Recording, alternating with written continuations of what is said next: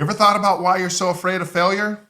Would you like to be less afraid of failure? I'm the serial intellectual. I create intellectual products that transform people and change the world. In this series, we're taking a deep dive trying to understand why are we so afraid of failure?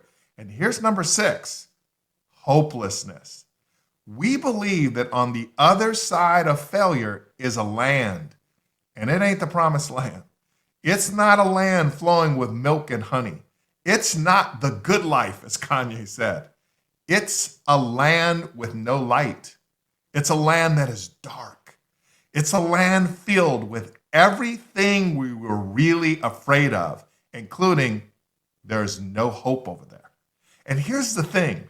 We look at some people and their failures, and we see them in this land of hopelessness. And we think to ourselves, I don't want to go there. I would never want to be that person. And then we think, what did they do to get there? Oh, they tried this, and they went here, and they invested in this, and they spent all their time, and they bought this course, and they did this, that, and the third. And that's how they ended up in the land of hopelessness. I ain't going there. But there's something else that we're afraid of in the land of hopelessness, and that is the bottomlessness of the land of hopelessness. You say, what do you mean by that? Here's what I mean. Well, if I could get into a land of hopelessness where anything can happen, then all the things I'm afraid of could be even worse there.